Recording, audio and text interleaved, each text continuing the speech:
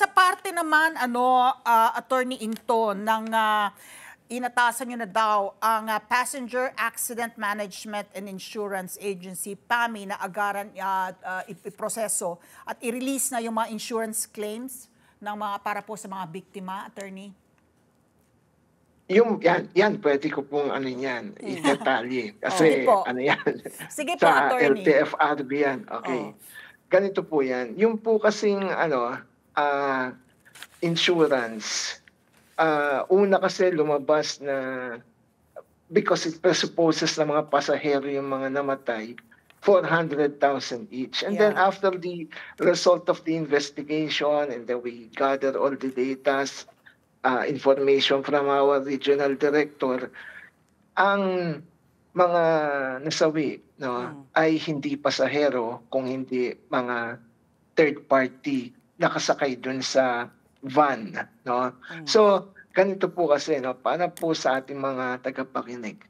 Yung po kasing personal passenger accident insurance, yan po ay insurance po ng pasahero sa public utility vehicle. So pag sumakay kayo ng bus, UV Express, taxi, etc., insured kayo dyan. Now, who pays for the insurance premium? The operator. Ngayon, in the event of a road crash or an accident, the passenger dies. Under the policy, it's 400,000 per person, per fatality. Ngayon, doon naman sa nasugatan, depende sa doon sa sakuna, kung gaano sa injury. Ngayon, pag pasahero nun bus, dito po sa nangyari sa SCTEX, hindi pasahero ng bus kundi pasahero nun mga nabangga niya. So ang magiging insurance po doon ay yung sa tinatawag natin third-party liability. Ngayon, unfortunately, the amount there is very much less. Very much less. Why? Kasi doon, sa policy doon, ay 200,000 not per person, but per accident. Oh my! So, maghahati-hati pa din dyan, doon sa 200. Kaya nga, at hindi ang LTFRB magbibigay niyan, yung insurance. Ngayon, kaya po dati pa, and even Chairman Jojo Guadis, kami, yun sa grupo namin, we were advocating an increase of this amount dito sa third-party liability na ipareho sa personal passenger accident na dapat individual din. Because ano ba ang kakaiba sa isang aksidente ng buhay ng pasahero at buhay ng nabangga mo? Parehong buhay yan. We cannot really have an exact amount for the life of a person. Hindi naman pwede yun because buhay yan, walang presyo yan.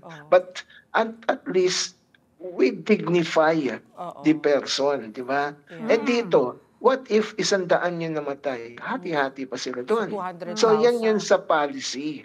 Kaya nga, yan yung isang ngayon, despite that, pinamamadali na po ng LTFRB na maibigay yan ng insurance, yun sa third-party claim. Now, the question is, hanggang dyan na lang ba? Okay. Now, there are reports na tumutulong yung operator dun sa mga biktima, nagbibigay, well and good. That is very nice na nakakapagbigay sila over and above the policy. Pero, what if sa tingin mo, ikaw yung aksidente, hindi sapat sa nadadama mong sakit, no? Sa iyong saka yung yung damage. So for instance, yung namatay ay kung mabubuhay pa siya, ito kikitain niya, yung mga ganyang accrued income. Yan, dahil sa may kaso na, di ba, may kinasuhan na yung driver, yan. Doon na po i-prove yan sa court.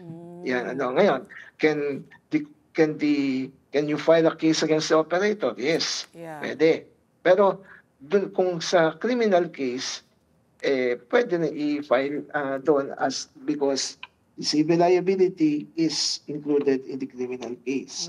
So, yun po yun, yung ang nakakalungkot na po dun sa na sana ito ay mapakinggan na rin po ng ating Insurance Commission, ang even the transport sector na yung mga transport leaders are advocating for this. Yeah, oo. So ito...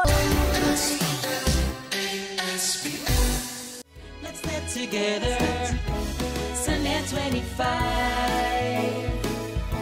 Sunday 25.